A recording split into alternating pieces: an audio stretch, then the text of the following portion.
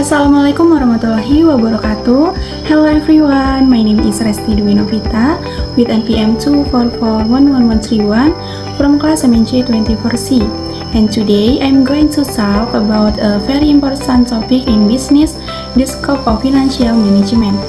This topic helps us understand how companies plan, manage, and control their financial resources to achieve success and long-term growth. Let's start the presentation. Nah, sebelum masuk ke pembahasan utama, saya mau kasih sedikit gambaran dulu nih. Manajemen keuangan itu sebenarnya menyentuh semua aspek dalam perusahaan. Setiap keputusan, mau itu produksi, perencanaan, pemasaran, atau pengembangan produk, pasti butuh pertimbangan keuangan. Tanpa pengelolaan keuangan yang baik, perusahaan bisa kekurangan dana, tidak efisien, bahkan sulit berkembang.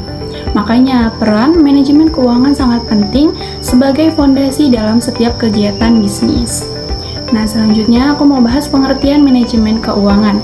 Secara umum, manajemen keuangan adalah proses yang mencakup perencanaan, pengorganisasian, pengarahan, dan pengendalian sumber daya keuangan agar bisa digunakan secara efektif. Menurut Brigham dan Houston, tujuan akhirnya adalah memaksimalkan nilai perusahaan bagi para pemegang saham. Jadi, bukan sekedar mengatur uang masuk dan keluar, tapi juga bagaimana setiap keputusan finansial bisa berdampak pada nilai perusahaan secara keseluruhan. Nah, selanjutnya kita bahas tujuan manajemen keuangan. Tujuan manajemen keuangan ada beberapa. Yang pertama, tentu saja memaksimalkan kekayaan pemegang saham. Selain itu, perusahaan juga harus menjaga likuiditas, yaitu kemampuan untuk memenuhi kewajiban jangka pendek. Kemudian efisiensi juga penting agar dana tidak terbuang sia-sia, dan yang tidak kalah penting, manajemen keuangan membantu menjaga keseimbangan antara risiko dan keuntungan, serta memastikan perusahaan bisa tumbuh secara berkelanjutan. Kemudian fungsi utama manajemen keuangan. Nah, di sini kita lihat ada 3 fungsi utama. Yang pertama, keputusan investasi, yaitu menentukan kemana dana perusahaan akan ditempatkan supaya menghasilkan keuntungan terbaik. Kedua, keputusan perdanaan, yaitu bagaimana perusahaan memperoleh dana, apakah lewat utang, saham, atau sumber lainnya. Yang ketiga, keputusan dividen, yaitu menentukan apakah laba dibagikan kepada pemegang saham atau ditahan untuk ekspansi. 3 fungsi ini saling terhubung dan harus diputuskan secara hati-hati. Nah, selanjutnya kita bahas ruang lingkup manajemen keuangan. Nah, ruang lingkupnya itu cukup luas, mulai dari pengelolaan modal kerja, investasi jangka panjang, sampai manajemen risiko. Manajer keuangan harus bisa memastikan bahwa dana tersedia kapanpun dibutuhkan, tapi juga digunakan dengan bijak. Selain itu, mereka juga harus mampu melakukan perencanaan, penganggaran, dan analisis keuangan agar perusahaan bisa bertahan di kondisi ekonomi yang terus berubah. Aktivitas utama dalam manajemen keuangan. Nah, beberapa aktivitas utama yang dilakukan antara lain menentukan kebutuhan dana, mencari pembiayaan, dan mengalokasikan dana secara efisien.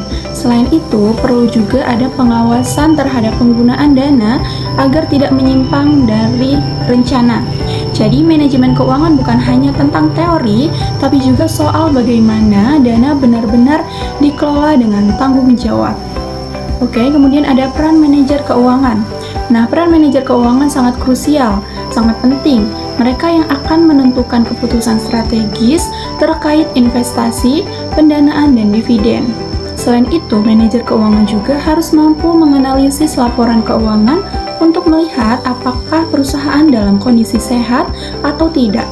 Mereka juga menjadi penghubung antara bagian lain dalam perusahaan agar setiap keputusan bisnis tetap selaras dengan kondisi keuangan. Oke, kemudian prinsip-prinsip manajemen keuangan. Dalam menjalankan fungsinya, manajemen keuangan harus berpegang pada beberapa prinsip. Ada prinsip liquidity, profitability, safety, dan flexibility. Prinsip ini membantu menjaga keseimbangan antara keuntungan dan keamanan. Misalnya, jangan hanya manajer profit besar, tapi mengabaikan resiko, karena itu bisa berbahaya bagi stabilitas perusahaan. Kemudian ada tantangan dalam manajemen keuangan. Selanjutnya di slide ini aku mau bahas tantangan yang sering dihadapi. Perubahan ekonomi global, fluktuasi nilai tukar, dan kenaikan suku bunga bisa mempengaruhi keuangan perusahaan.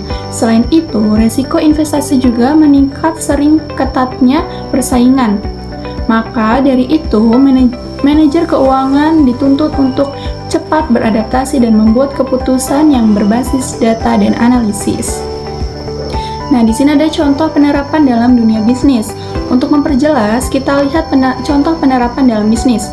Ketika perusahaan memutuskan untuk membeli mesin baru, itu termasuk keputusan investasi. Kalau perusahaan menerbitkan obligasi Kalau perusahaan memilih menerbitkan obligasi daripada pinjaman bank, itu keputusan pendanaan. Sedangkan menentukan pembagian laba antara dividen dan laba ditahan termasuk keputusan dividen. Semua contoh ini menunjukkan bagaimana teori manajemen keuangan diterapkan secara nyata. Dan yang terakhir ada kesimpulan. Sebagai penutup, bisa kita simpulkan bahwa manajemen keuangan adalah inti dari semua keputusan bisnis. Tanpa pengelolaan keuangan yang baik, perusahaan akan kesulitan mencapai tujuannya. Jadi, tugas seorang manajer keuangan bukan hanya menghitung angka, tapi juga memastikan setiap keputusan membawa dampak positif terhadap nilai perusahaan. Itulah sebabnya manajemen keuangan disebut sebagai tulang punggung dari keberhasilan bisnis. Okay, and that's the end of my presentation about the scope of financial management. I hope this material help us realize how important financial decisions are in supporting a company's growth and stability. Thank you for your attention. Wassalamualaikum warahmatullahi wabarakatuh.